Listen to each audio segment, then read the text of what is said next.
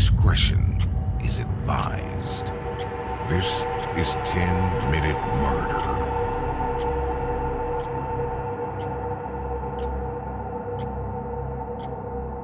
Born in California in 1946, Gerald Gallego's childhood was rough from the very start. His mother was a sex worker, and she also frequently brought home clients so that they could sexually abuse Gerald.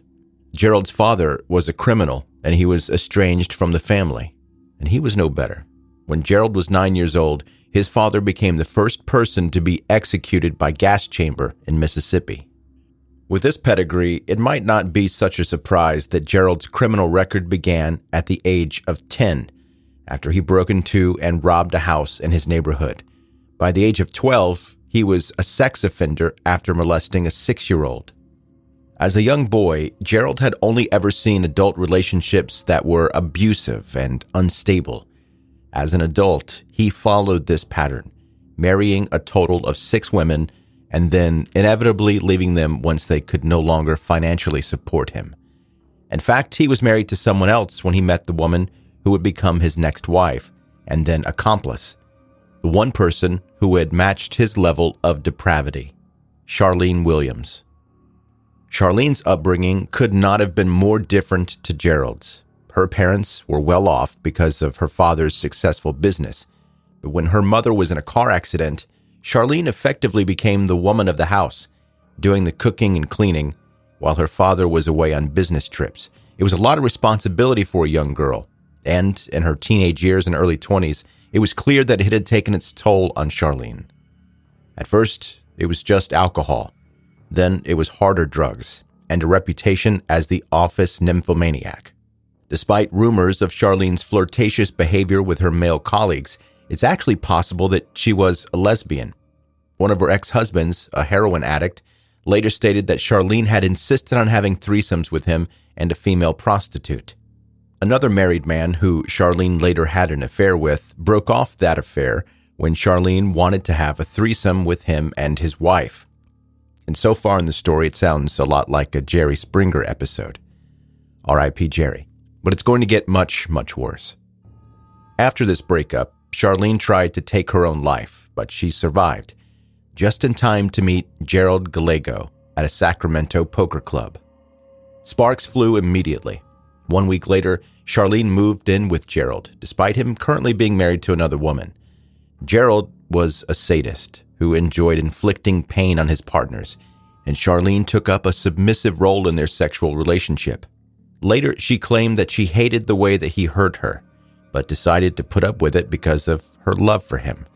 At the time, it seemed as if Gerald's sexual fantasies opened up new doors for Charlene, allowing her to explore things about herself that she never had before. Several months into their relationship, Gerald brought home a gift for Charlene, a 16-year-old girl who worked as an exotic dancer. He wanted to have a threesome, but he wanted it to be all about him. He didn't want Charlene to touch the girl. The girl stayed in the house when Gerald went to work, and when he arrived home, he found that Charlene and the 16-year-old were having sexual intercourse.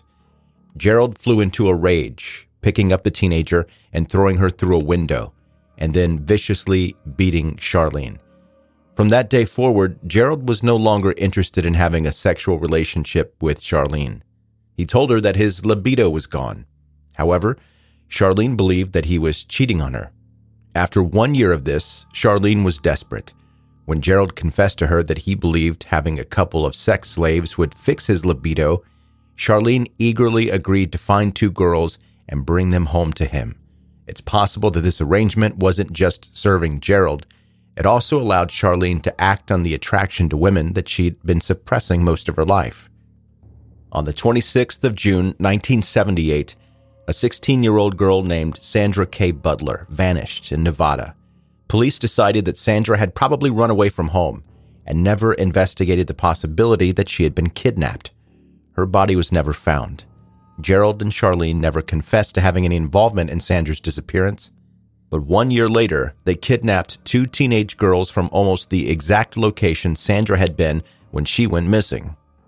On the 10th of September, 1978, Charlene lured 16-year-old Kippy Vaught and 17-year-old Rhonda Scheffler into the back of her van. The two girls were tied up, repeatedly sexually abused, beaten, and then shot execution style in the head. Kippy survived the first bullet because she had moved her head just as Gerald fired the gun, but he then shot again 3 more times, making sure that she was dead. The next set of victims were even younger. 13-year-old Sandra Colley and her friend, 14-year-old Brenda Judd. They vanished from Washoe County Fair in June 1979. Charlene and Gerald had tricked them into their van, telling the girls that they would pay them for handing out flyers. Instead, with the girls locked in the vehicle, Charlene began to drive. In the rearview mirror, she could see Gerald sexually assaulting both of the children while she drove down the interstate. After they parked the van in a remote area, Charlene took over, sexually assaulting both victims while Gerald then watched. When Gerald got bored, he grabbed a shovel and used it to hit Sandra in the head, not stopping until she was dead. He then killed Brenda, dug a deep hole in the ground, and buried both girls. It was believed for the next 4 years that Brenda and Sandra were just runaways, and their disappearance was barely investigated until Charlene confessed to killing them. Gerald continued to demand that Charlene help him find victims, just as casually as you might order a cup of coffee.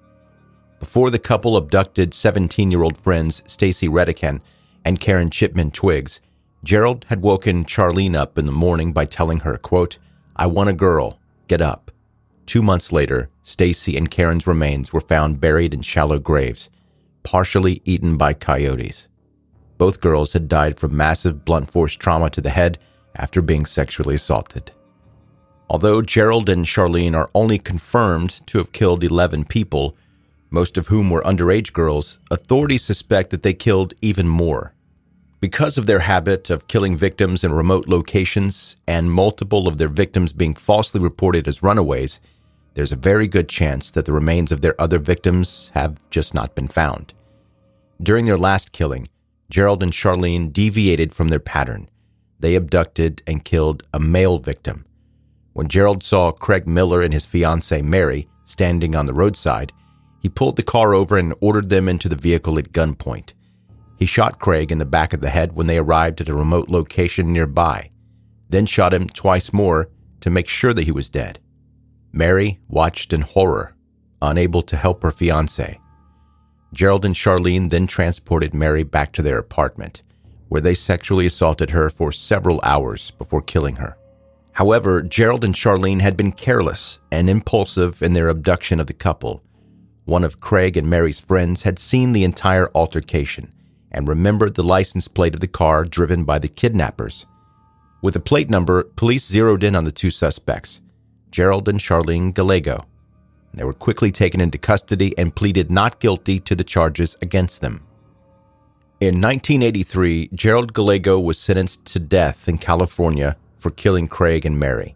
The following year, he received another death sentence in Nevada for the murders of Stacy and Karen.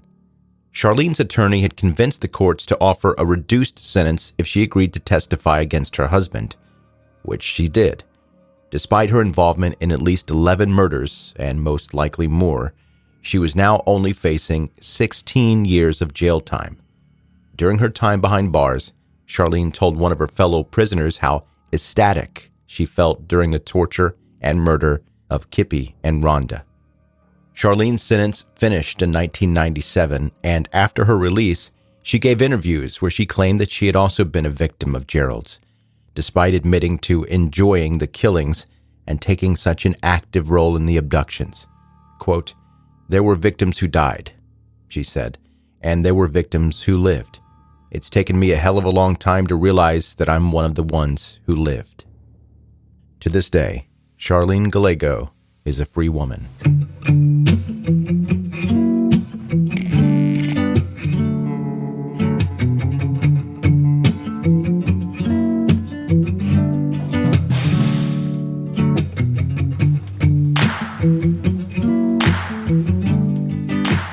That is 10-Minute Murder for today.